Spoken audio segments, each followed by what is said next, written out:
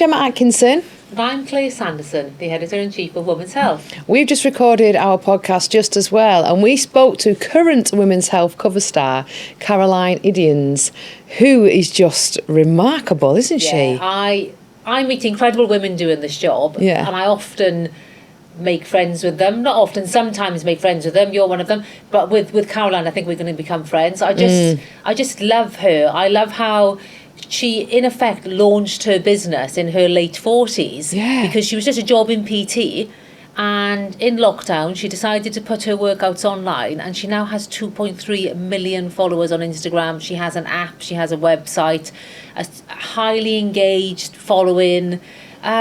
It's remarkable what you can achieve if you put your mind to it. Yeah, and she's very knowledgeable, and what I love about her is she's all about training for the decades. So whatever decade you're in, she was very realistic in that your hormones change, your metabolism changes, how you respond to certain exercises changes, and how she changes now and how she trains now in her 50s is completely different to how she did in her 20s. How she recovers is different, and she's all about short, effective workouts because she's aware, as a mum herself, as a business owner, no one has the time to spend hours in the gym. And she talks about the importance of recovery as we age as well. And I shared that I just can't train at the intensity I used to. I used to love all the high intensity HIIT training, but now it leaves me so fatigued I quite literally need to go back to bed, and I can't because I've got a big job and 2 kids, etc. And she said she's the same. She has to recover properly, and sleep is a priority. And you have to start looking at the bigger picture as we make more laps around the sun. Because you can still make the gains. Yeah, of but course. Maybe you have to be a bit more calculated on how you get them. Yeah, she said what she shared what she eats in terms of nutrition and how she doesn't restrict anything. Yeah. It was a real relatable, honest chat, and I think of women, whatever age they're at, they will take something from this chat with Caroline. And if you've not checked out her latest cover, make sure you do with Women's Health, because the interview in the magazine is just as brilliant. Enjoy this episode. Welcome back to another episode of Just As Well. Our next guest is actually our current Women's Health cover star, and I have to say she looks incredible on the cover, but even more incredible in real life. Caroline Idiens, aka the Queen of Midlife Fitness. Caroline has 25 years experience in the fitness industry as a PT. She's a Sunday Times best-selling author with her book Fit at 50, and she's the creator of the Caroline Circuit app, which is incredible. She has a following of over 2.3 million on social media, and Caroline is really passionate about staying stronger for longer and encouraging the ladies to pick up the weights, which we're all for here at Women's Health. Thank you so much for joining us, and congrats on your cover. Me. Thank you. It's a real dream, and feels quite surreal this week to see it out there, but it's just very exciting to be here. Thank you for inviting me on.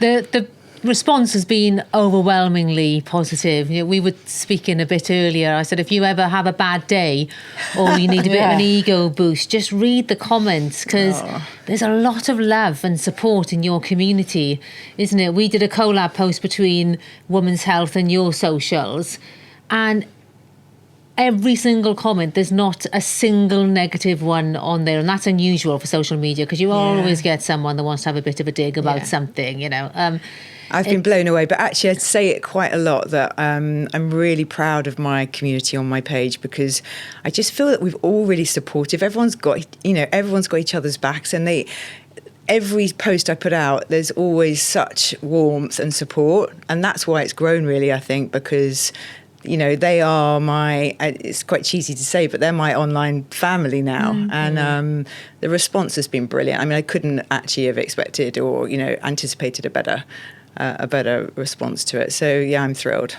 And you took, speaking of social media, was it 2020? Because you had your classes anyway, didn't you? Yeah. And it was around 2020, so post-lockdown and everything, you decided to take what you do online.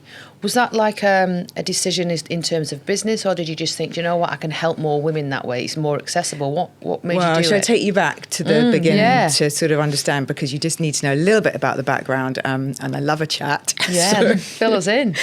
So I qualified as a PT in 2001. I was in advertising before that, worked for agencies in London, absolutely loved my job, but I'd always enjoyed sport and fitness.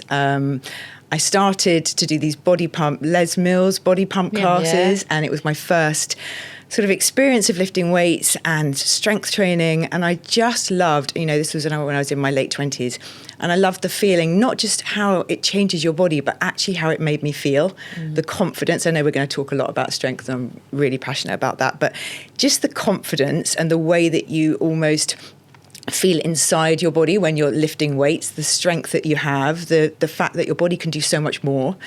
So I was doing these body pump classes, loved it. I'd always previous to then, my fitness regime was very cardio based. So, I was a runner and I loved spin and high impact HIIT workouts. And then I kind of came across strength in these classes, and I thought, oh my, goodness, this is a real game changer for me and my fitness. So I decided, it was a bit of a game changing moment. I thought, I'm going to change careers. Going to qualify as a PT in London, which I did. I then had a business in London, which I loved. And back then, we're talking 2001, 2002. It was a brilliant time in London to be a trainer. I'm an early bird, so I was up at 5, Hyde Park, by the Serpentine, balaclavas in the snow.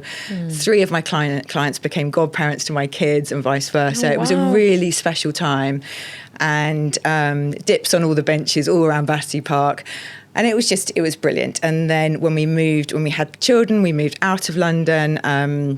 I started doing group circuit training classes at my children's prep school in Berkshire. And one of the mums called the class Caroline Circuits, and she always says, I have to mention it now going forward forevermore. And it was a Friday class. Everyone would come, bring their dogs. It turned into such a social event. And it was after drop-off with little ones. And it was brilliant. And then it got to lockdown. So we're talking then quite a few years later. I was training, women in their barns and gardens all over the county, driving around with my bands and balls and bells and everything. And we hit lockdown, and a friend said to me, well, we can do our walking and our running and our cycling in lockdown, but what about our strength? We've been doing these dumbbell workouts for years with you. It all got to a certain level, and it was suddenly like, oh, what are we going to do for our strength? And one of them said, why don't you take your classes onto Zoom? I said, who is going to train on a screen? Who's going to want to train across a screen? Really thinking, how is it going to work? And these are the good old Zoom days, which we don't do now, but Zoom was a brilliant way of bringing everyone together. Remember, it was a strange time. We're all suddenly at home baking banana bread, and poor dogs were walked.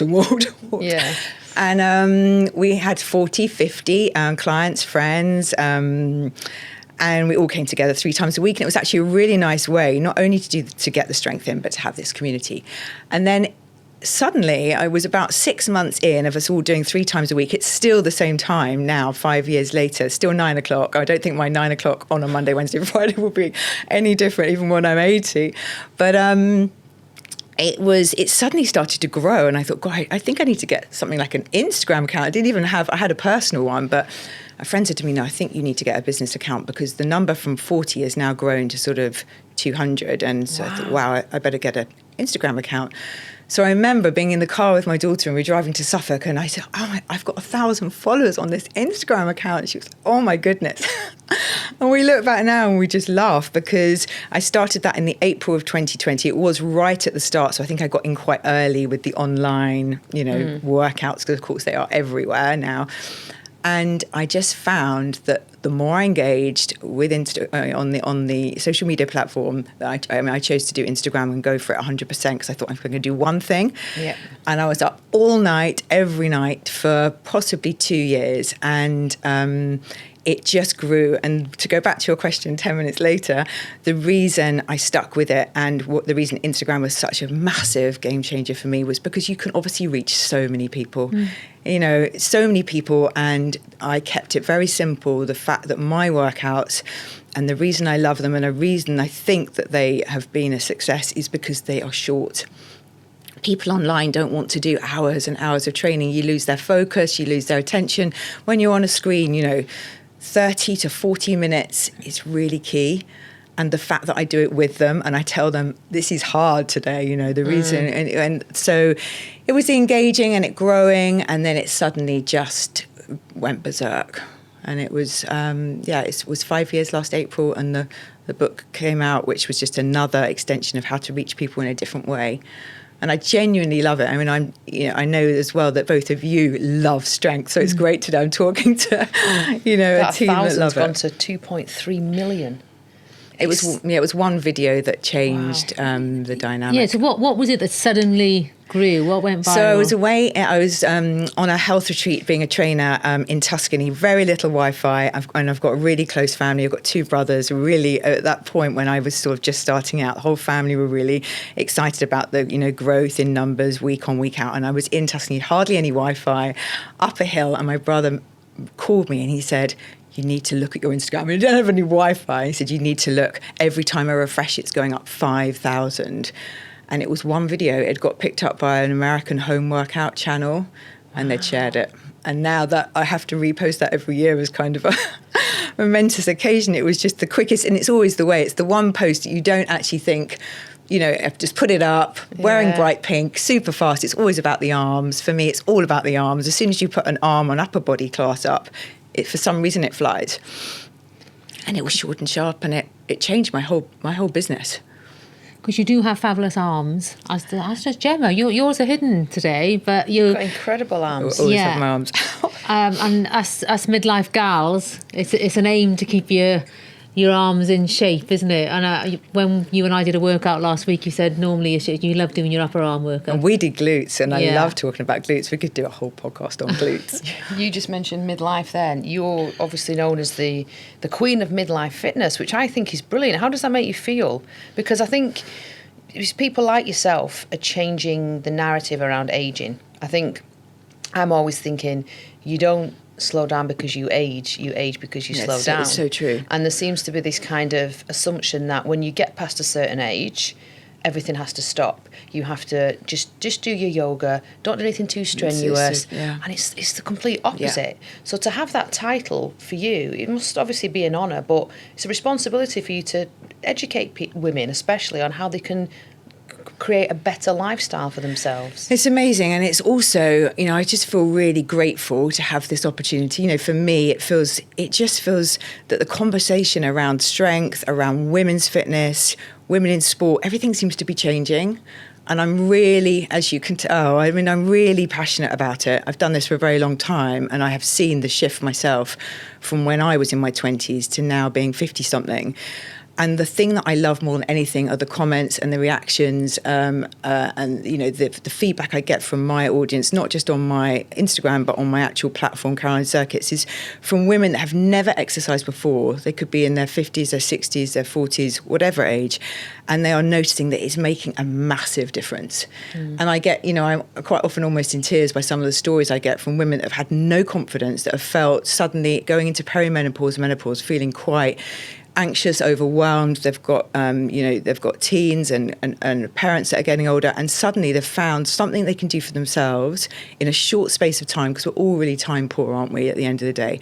But that's made a massive difference. It's not just about the size. It was always about the size, but this is about a mind, a mindset, a confidence. It's women that for years have said, we haven't got time to move, and actually workouts are all in a gym, which is intimidating for a lot of women. Let's face it, the whole weight section in a gym, I'm not in a gym now, but I went into one a couple of weeks ago, and that whole section with the men with the huge kettlebells and the big bars, it's really off-putting if you've never done it before. But I think that the difference that I'm finding is that women are trying it at all ages, and it's never too late to start, and it's just how it makes them feel. And I think that's the message I try to get over on all my any communication I'm doing, but also to keep it relatable. I'm at home doing it with spaniels and teenagers, and I haven't got loads of equipment. I'm not having to commute anywhere to do it, but if you can do it for 20, 30 minutes every morning before the rest of the house is up. I know that I always see your post. I love that you're up at 5, because you're the only other person I know that's up at 5. But I just think you get it done. Yeah. But it's also your time. I love that. And then have my coffee, and the day starts. But because you've moved your body, I'm a much nicer person on the days that I exercise. I'm told by my family I'm a much nicer person because you've moved and You've done, yeah. And I for headspace. I was listening to a podcast and it was Dr. Gabrielle Lyons. Oh, I love her stuff. She's fantastic, and Yeah. she said something that really stuck out for me. And the host said to her, "But how do you find the time? You know, you're busy, you're working." And she said to him, "If you don't find time for your wellness, how are you going to find time for your sickness?" She said, "Because being sick will take up a lot more time than a 30-minute workout will." Yes. And it hit me that I was like, "Oh It's my so gosh, true. it's so true." And everything we do in every class I do, you know, is obviously always warm-ups, cool-downs. We talk about recovery. I talk about recovery all the time, rest and recovery. But also we focus on functional fitness. And I know we see it banded around everywhere, these words, functional fitness. But actually, it's not about how fit you are today. It's how fit you're going to be in 20 years. It's running around after grandchildren. It's getting the shopping out the back of the car. I make sure that we do so many big compound movements in my classes, so it's never just an isolated move. It's a squat with a press, or you're lunging and turning, just as you would if you were getting out of a car, or I see most people, they get injured not from in a gym or doing a workout, but it's when they're, gardening or going up and down the stairs with a toddler on your left shoulder, or I say it in every time someone asks me about the classes, it always seems to be the mower. I don't know what it is about a mower, but people always say that they're injured with the mower. It's lifting but not thinking about your core. And we work a lot on how the body moves, so it's not just isolation. It's not just a leg curl press in a machine in a gym, and that is the difference. I think it's thinking about ways that exercise is going to mimic your daily movement and look at your performance going forward. And that is really key. Because your classes are not heavyweights, are they? My Monday class is a heavy weighted class. It's full body class, and we tend to go heavier on a Monday. But we're not talking, 80 kg type RDLs here. I've got deadlift. And it's a really important question because I get asked it all the time. You're only lifting 4s and 5s, and it's all about progressive overload. Yes, it is. But you have to also remember there's about 3 things that are really key. First of all, I say to people, if you've never trained before, please don't go picking up 10-kilogram kettlebells and throwing them around, because the last thing you want to do is get injured just when you're starting out. And also you have to remember, I'm training people online, so it's not like I'm in a room with them adjusting their hips, saying that, when you're squatting, this is your technique. I give technique all the way through the classes. I bang on and on about form because I think it's probably the most important thing. But I say to people, start light. But also what we do in my sessions, of course, it's about going heavier and progressive overload, especially with menopause. We know that you need to lift heavy. But there are also other ways to have that time under tension with your muscles. So, for example, like we did a resistance band workout together, Claire, where your resistance bands can be mighty. They can, and they can fire up the glutes, but it's just a different way of working. Or we might do an endurance arms and abs class where there's smaller weights, but lots of reps. The 2 full body classes I do, we tend to go heavier. And I say to people, just keep the challenge. It's all about keeping the challenge on. You don't want, as soon as it starts to feel too light, you need to order your weights. And obviously training is part of a wellness. I mean, you look the picture of health. When it comes to nutrition, do you get asked a lot online about nutrition? Because I have a lot of women message me saying, well, what do you eat? And I always struggle to answer that, because if I gave my diet and macros and calories to someone who's 5'2" and not as active as I am, it wouldn't work. It's individual to everybody. What's your current nutrition plan? How do you view it? It's exactly what you've just said. You've hit the nail on the head, because I've not given a lot of nutrition. I've done a lot of nutrition advice on my page. The first time I actually covered what I eat was really when we brought the book out. So it was really refreshing for a lot of people to see what I like. I put in there recipes that are brilliant for family. Again, things that don't take ages to make, just like the workouts reflect the fact that we are busy people. But I think one thing that's really important, which you've just touched on, is that as soon as you give, well, this is what I eat in a day, people immediately think that is the formula. And everybody is different, especially in midlife. Everyone's got different lifestyles, different needs, and also are exercising at different levels. What I might need and what they need could be totally different. But what I try to say is that protein has become a massive, a big part of my diet now. especially when we start to talk about muscle and losing muscle and what we need to refuel if we're working out at, 4 or 5 times a week.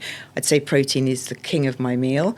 But what I don't do is restrict myself in any area at all. There's nothing that I would say you can't eat that. I don't count any calories on my plate. It's not about that. It's about finding nourishing foods that are brilliant for your gut. I've just been listening to your podcast about gut health and, foods that are really going to nourish you, but also give you that energy. You've got to remember again, I've got women that do the classes that are in their 30s, their 40s, their 50s, all at different life stages, and that all might need something slightly different. It's not just one rule fits all. And I think that's really important, especially when it comes to diet. People say to me, what do you have before your workout? So for me, I like to have my breakfast after my workout because it's the time. I had to sit down and I can actually really enjoy my eggs, my avocado on sourdough with my nice coffee. Yeah. Whereas before a class, I can't eat. I haven't got the time, but also I can't have that before a class. For me, it's a banana or something with a really quick energy release. So you do fuel before a class? Always have a banana. For 30 years I've had a banana and a coffee, banana and a coffee. But then afterwards I would take, for me it's walking the dogs, having my breakfast. I actually love that time of day. It's like the peaceful time, that I think, the calm after the storm. So you get in, you do your session, and then you kind of not reward yourself with food, but it's like But I like how you said you don't eliminate anything in terms of, because we always say at Women's Health, it's wellness is enjoying the things that you like as well. Like, I'm not going to go to the cinema and not have popcorn because I'm like, no, I can't have it. I kind of do 80% what my body needs to thrive and 20% what I want to enjoy my life. If you want to have an ice cream with the kids on a Sunday. 100%. And obviously it's balance. Your audience is primarily females, and depending on what life stage they are, they'll have a cycle, which, during times of your cycle, you want to have a chocolate bar. Totally different. Yeah. Can be totally different. Carbs and chocolate, usually. Yeah. You wanted to ask about decades, didn't you? The training for different decades. Yeah. We wanted to grill you on this. To go through, because you mentioned you've got audience in their 30s, 40s, 50s. I'm in my late 40s. Gemma's 40, and I've noticed that my body has changed. I can't train like I used to. I still train a lot. I do train a lot, but I can't do all the high intensity stuff. And I consider myself well informed doing what I do. I speak to people like you on the daily, and I read all the content. So I've researched why my body is not reacting as well to the type of training that I used to. The same with food, actually, because my body is definitely metabolising things differently today. For instance, I struggle with alcohol now, and I can't metabolize it, and therefore feel shocking for days after. Yeah, and it takes ages. Yeah, to the point where I just don't bother. It's not worth it. And I used to like a drink, a social drink, and going out, having a few cocktails. It's not worth it. So our bodies do change massively throughout these decades, and you have this varied audience. Yeah. So let's take you through. Let's start with your 30s. Do you think you have women in their 20s? Yes. More 30s, I'd say, and especially quite a lot that have had babies that are coming back, they're rebuilding their strength, or that they've got very busy jobs, high-powered jobs, which actually, or they're on their feet all day, and that, it's finding that time when you have been up with children all night, and then you've got to, work all day to then be told you need to do a workout. It's a motivation. I'd say that 90% of the DMs I get, and we get hundreds, a daily basis, and it's something that I do personally. The DMs, I love that, but it's 90% are, how do I get started? I haven't got time. How do I get motivated? Because it's okay at the moment, but when it's a dark November morning or it's dark at 4, to then come in and do so it's a little bit about what Gemma was just saying about food. You need to find something you enjoy about exercise, really. Yeah. There's no point setting yourself a huge goal to do a 10K if you hate running. Yeah. But, I'm a massive advocate for walking. I think if you can walk with a friend, go for a walk with a girlfriend, I think it's probably the best thing.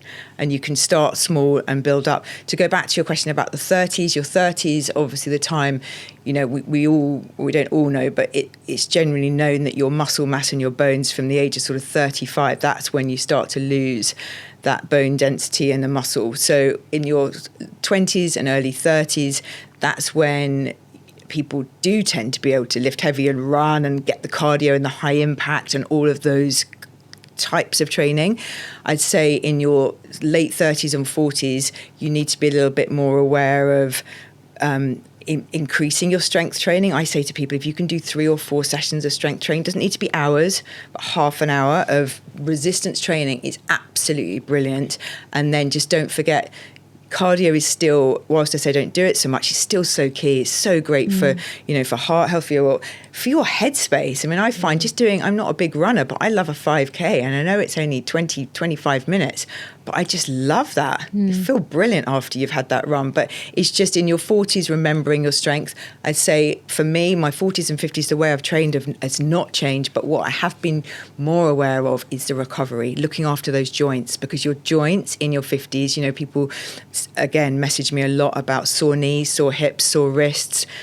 And what I say is so important, and I really try and make a big effort to do this in my own workouts online, is to show alternatives. If you can't squat because you have sore knees, there is always another exercise you can do for your glutes.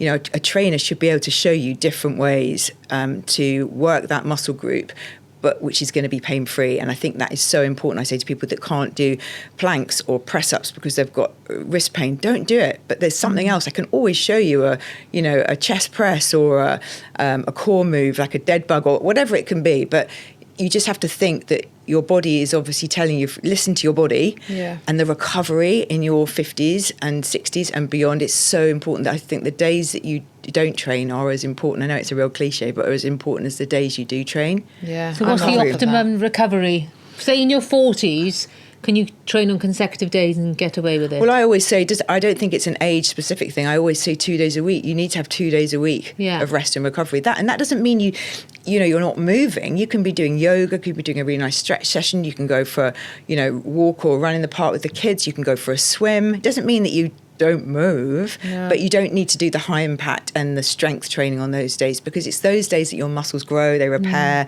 That's when you need to be thinking about your food. And then the one thing that we haven't touched on is sleep, which is my weak spot because I'm on my phone a lot. So screen time does not help, but sleep for me at this life stage, I've now found is actually at the top of all the pillars. If I don't sleep the whole day, it's game over for me as well. And then my exercise choice, or not so much exercise because that's something that is always going to happen. But my food choices when I don't sleep well, my general kind of coffees, and carbs. Keep going, and it's just so it's not just. I try to say to people, it's not just your exercise. Look at your day. It's the 360 approach. We made a big point of doing this in the book. It's your mindset, your sleep, your nutrition, and your exercises. All these things together, and again, not thinking about taking things away, but what you can add to really help nourish you during that time. And also with your cycle. I did a post about cycle syncing the other day, which is the first time I touched on it, and I had such a massive response. I couldn't believe it. Because people were saying, I don't feel like doing it today, but I can't really understand why. Last week I was pushing this and my PB was this. And then this week I haven't got the same energy. And then they started to track it and it's actually extraordinary. Just haven't got the same energy, didn't sleep as well. And I think it all comes down to listening to your body. It's fun. It's mad when you were in your 20s. It was all sleep is for the week. It's fine. You could have a weekend bender. Now you can't wait. How did you navigate, and what advice would you have for people? Because I'm noticing little aches and pains that I never had before. And I looked up perimenopause symptoms. And obviously you're a bit older than me. I'm 40. What, are you 44? And 39 actually, but 47 really. You're 47. I'm 47. Yeah, I think we're 44. I've definitely said I'm 47 numerous times on this podcast. Well, you don't look 47 at all. I don't think, but it changes, doesn't it? Hormones change as you age. A drop in estrogen. Yeah, and so it's like a roller coaster at times. And like you say, some women could have trained their whole life, they hit menopause and they just don't feel like themselves. It's almost like you're pregnant again. When your body's not your own and your mind is telling you all these things. What advice would you give to ladies at that stage who are not quite navigating the perimenopause as well as they'd want to? I think not only, is obviously listening to your body, but also to kind of be kind to yourself. Because I think this is a life stage where there is a lot of change, not only in your body, but it could be in terms of dynamics with families or in children get older. And I think you just need to give yourself some kindness, because the whole comparison thing is also so hard. We look at social media and it's always that filtered screen, isn't it, of all the best bits. And you can look at somebody who's exactly the same age and think, I can't do that, I can't exercise like that, I don't look like that.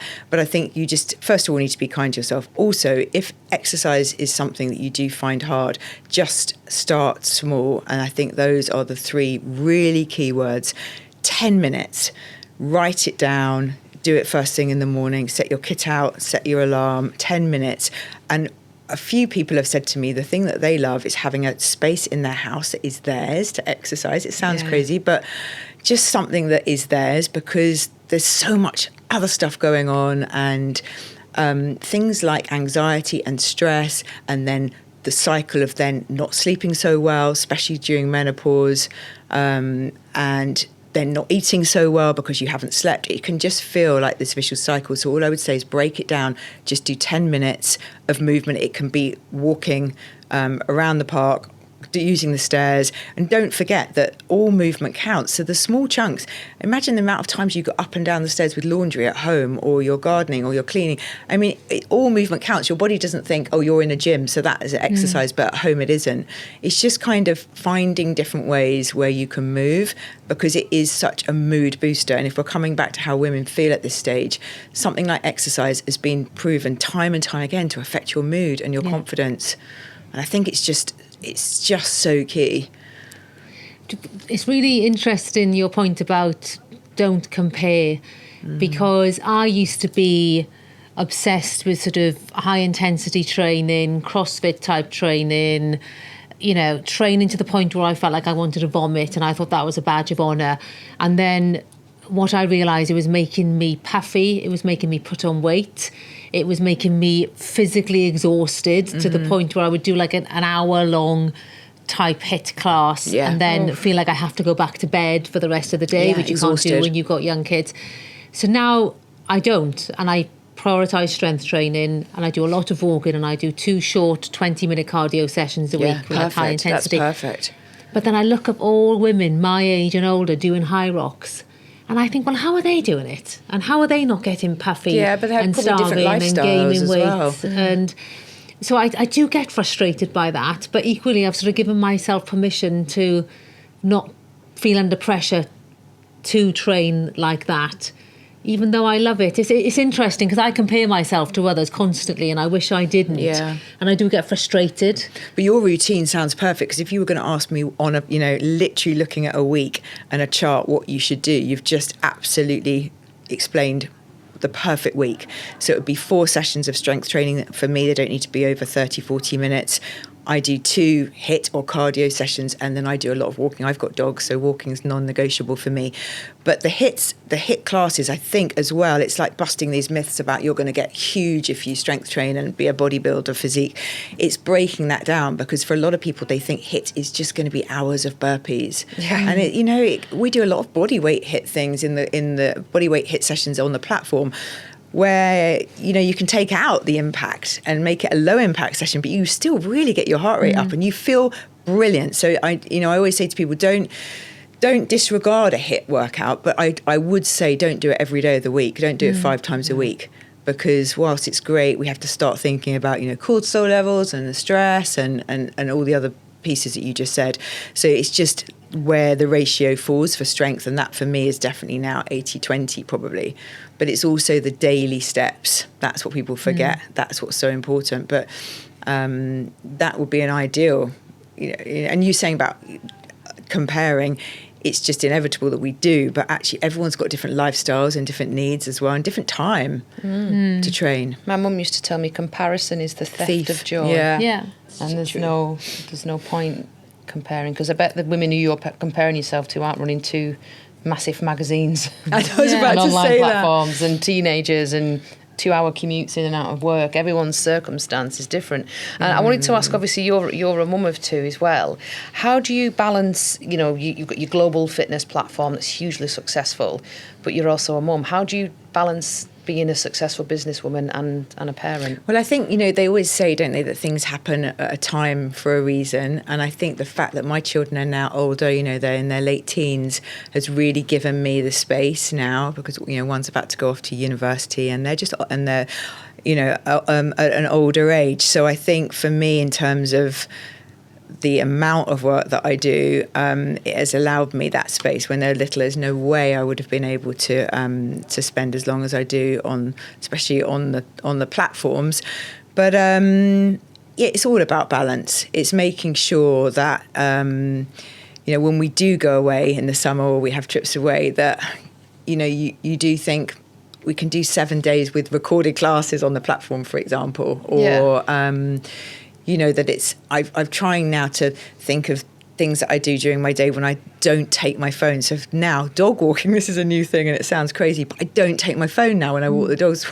Otherwise, sometimes you're on a walk and you can literally... Just looking down, aren't you, at the screen? Yeah, and 30% of my following and my community on the platform are from the States. So, of course, they're on a different time zone, so their messages are coming in at a different time. And I love engaging. I just love the fact that that's how it grows and how I'm reaching these women. But it is having a balance. So there's a few things that I've put in place now, that I sit down to have meal times instead of always on the go. It used to be in the car or on a walk, but now we sit down, and I think that is the time as well when you really connect with the family, when we all sit, because we're all over the place racing about. But it's just having the balance, I think, is so key. But they're really supportive of what I'm doing, and it's brilliant, actually. Do your children train as well? Are they into their sports? They love their sport, but what I was saying actually to somebody last week about this, something I love, my daughter's massively into hockey, loves hockey,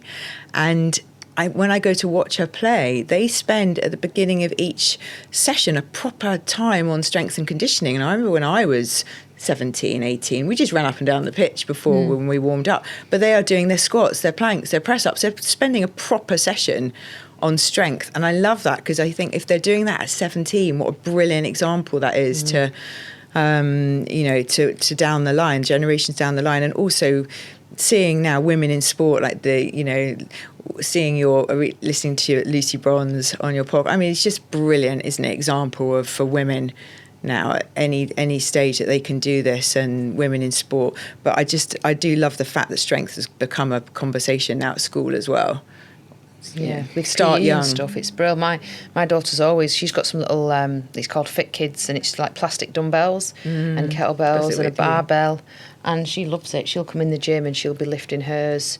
Anything. So she just loves. She does jiu-jitsu, she does swimming, dancing, and she won't be doing all of them forever. She'll find her niche and stick with that, hopefully.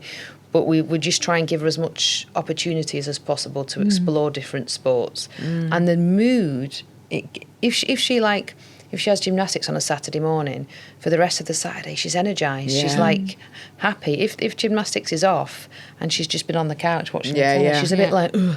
And I think it has the same effect on them as it does us. Yeah. It's, with the concentration levels and the focus and stuff, especially going into school, with breakfasts, I'm quite specific with what they eat before they go to school. Yeah. Because I need them to be alert and, energised. Sustain them, focused. But I also think, I love it when I listen to her talking to her friends, and it is about being strong now. That's what they talk about. Yeah. That's what all on the mat, aren't they? They're not talking about size. Celebrated in that generation as well, whereas when we were that age, it was smaller the better, take up less space. It's just not. I mean, we took lots of teens away this summer, and it was lovely seeing them all. That's what the conversation was. They were talking about strength and about their sport when they were getting back, as they're doing pre-season. It's like brilliant. Yeah, it's good that they've got role models like yourself, like Lucy Bronze, and the women we've spoke to. It's brilliant that they've got people to look up to. What expansion plans do you have for Caroline Circuits? I mean, you've got a lot. You've got your book. Have you got plans for more? But where do you want to take the business? Well, I think that the joy of what I do is that it's growing. It's growing, but because it's online, there are no boundaries. So for me, it's just about reaching more and more people, and showing them ways that it's just very small steps. It's building in a new habit. So, you know, for the next, the book only came out in March, so it's still got some legs to grow. And I think, you know, we're got lots of exciting things coming up on the platform for next year, and it's more challenges and retreats. But the one thing I'm really focusing on, which I think will be lovely going forward, and we've got something next week with National Fitness Day, is to actually meet some of the community now in real time. So whether that's in America, whether that's here, wherever it might be, but actually, because, you know, across the screen it can be very different, and once you get feedback, there's nothing quite like being in the same room as them. So we're doing another glutes workout next week in London.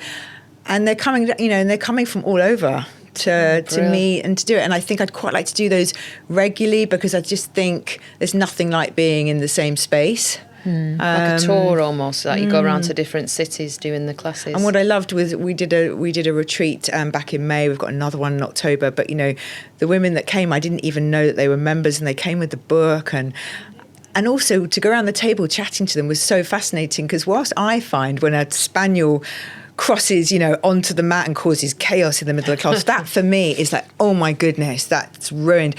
When I asked them what their favourite class was, they said it's when the dogs go mad. Oh, everyone loves because dogs. They said because it's home. Yeah. It's home, and for me, I will then the rest of the day think, oh my God, it's ruined.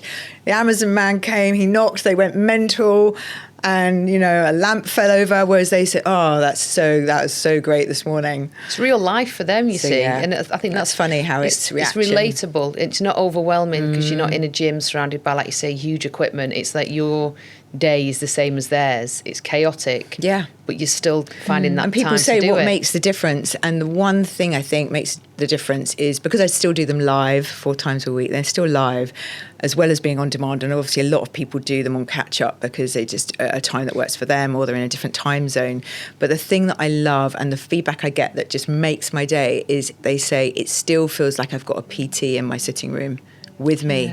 And they write to me, and people write and say, thank you so much for putting those wall squats in this morning, because you know that's my favourite. And, you know, and please say you couldn't see me on the screen because I actually stopped for a coffee and a Twix. Wow. And I'm like, no, I can't see you on the screen. But they genuinely, you know, I love the fact that they still think it's that small feel to it, which is what I'm so passionate about. And, you know, a few weeks ago, I got a message from these women that have done it right from the start. So from 2020, and they are 3 women, the mother, the daughter, the granddaughter. The granddaughter's at Edinburgh University, or just about to finish. The mum's in London, and the grandma's in the south of France. And they all do the Friday class.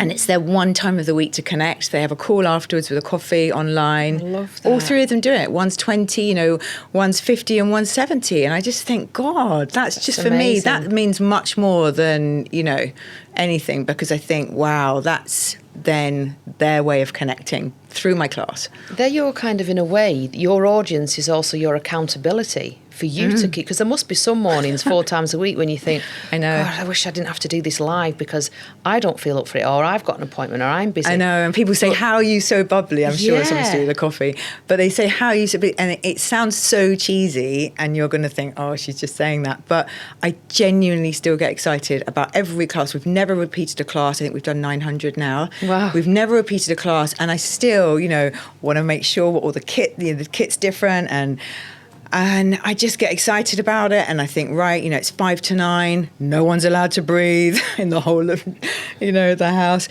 But it's just, I don't know. I think when you genuinely love it, and I say this to the kids all the time, if you're passionate about something, it will come across. You know, that's just, if you're passionate about something, just go for it, because I never imagined in a million years like I'd be on the cover of Women's Health. I mean, you just don't. But I think because I love it and I've done it for so long now, to see where it can go and to reach more and more people, and women particularly in this space at this age, I think are just brilliant. I mean, they are so supportive. People say, do you get lots of mean comments? Every time I say that, I think I'm going to get one now. But women are supportive. They have each other's backs, you know. And I just think in midlife especially, we're all going through it together. Whilst I'm getting older on a screen, lifting, doing, you know, thrusters and whatever it might be on in the classes. We're all at that stage. It's not like I'm teaching and I'm 20 and I'm in a studio backdrop with beautiful, equipment.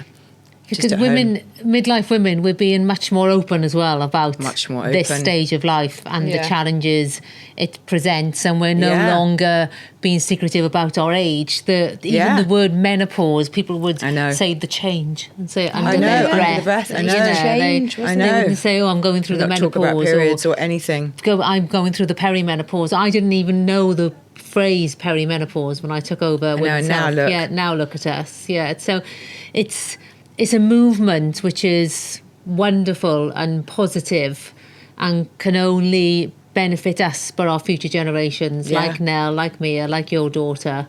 100%. Who do you look up to? Obviously, a lot of people look up to you in this fitness space. What kind of influences, growing up, who did you look to for that kind of strength? And well, I think now, I think I really admire a lot of the sportswomen out there, like Jessica, Ennis Hill, people that I've really, and also women that really empower, not just in strength in fitness, but in strength in life, like Michelle Obama, people that are really thinking about the next generation, but also showing how you can be strong in all walks of life, not just about the exercise, but it's about showing that confidence. And I love that women in sport, people like Gabby Logan, they've just got it's just the confidence and the empowering women coming through and the inspiration that they have, I think is just brilliant. I love the fact that women have got now such a position in sport. I think it's amazing, especially, but now with the rugby as well. Yeah. Yeah, it's exploding. We've had someone on this morning, I won't say her name because her episode will come out after yours, but she was a former professional player and she spoke about how the change since when she was training and playing for England, she would be on her lonesome in the park and dogs would be stealing her cones and her water bottles. Yeah. And when you look at it now, the Lionesses are filling stadiums. It's unbelievable. The Women's Rugby World Cup. It hasn't quite finished when we're recording this, but England are hotly tipped. It's incredible. They're doing amazing, aren't they? Yeah. But they've all said, all these female athletes have all said, like when we interviewed a rugby player, she said a lot of the team, before everyone was pro, they'd be doing nursing shifts and then coming to training straight after, eating their food in the car, after a full shift doing nursing, whatever, then training for 2 hours and then again the next day. And they'd still just crack on doing it. Yeah. And it's remarkable, the mental strength, I think, that certain athletes have to just get through that day. It's the endurance. Yeah. It's the element of endurance. I think and it's all back again to mindset, isn't it? Yeah. And how you feel. But women just get shit done, don't we? We have to, yeah. No one else is going to do it. We juggle, we multitask. And the thing I think I love as well about this particular life stage is you stop worrying. You just don't overthink and worry so much about what people think. Do you know what I mean? Yeah, I agree. It's like a reset, isn't there? At 40, and I believe again at 50. In your 30s, the whole time, it's, I wonder if they thought that, and what did they think of that? Whereas now, even when I first started my Instagram, I'd think the whole time, I wonder, of that picture, I wonder how that would come across. And now, just like, you just, basically haven't got time. But also, it's the ones that you put up. It's about being genuine and the whole, and it comes back to being relatable, and that's what I'm hoping that I'm doing. But it's funny because when people say, where do you go from here? What are you looking forward to doing next? And are you thinking of slowing down? I feel like I'm just getting started. I genuinely do. And I think this is a brilliant time to see where this goes. And if women are still discovering lifting weights is life-changing for them, well, every single person that picks up a set of dumbbells, if that's because they've seen a quick snapshot on an Instagram post or wherever it may be, then that's brilliant. What would you tell your 30-year-old self about your body and training and fitness? That it's not about being on a treadmill for 60 minutes. It's not. It's about the quality of the workout, but including the strength. Has to be.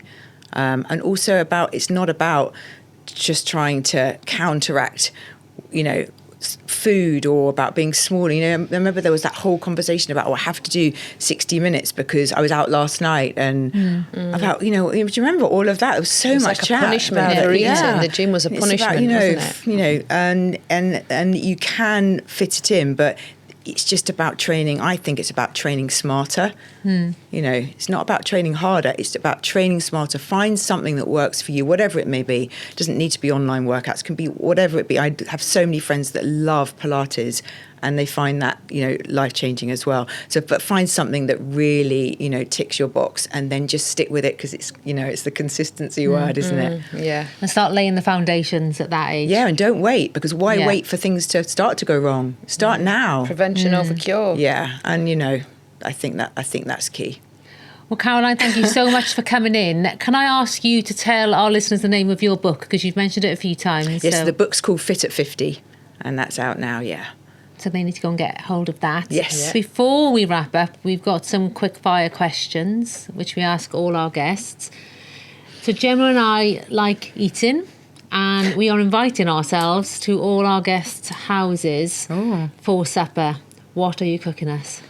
So I would give you my tried and trusted recipe, which is in my book, funnily enough, which is called tahini salmon. So if you like salmon, it's easy. I can't do anything that's got multiple ingredients, but this is easy. It's salmon. It's a complete crowd pleaser, and my kids love it. So what is it? You roast the salmon, Yes. and you just and put tahini which in the foil? I'd never really. I started using tahini about 10 years ago, but now this is such a great recipe, and it's quick. It's half an hour, but it's in the book.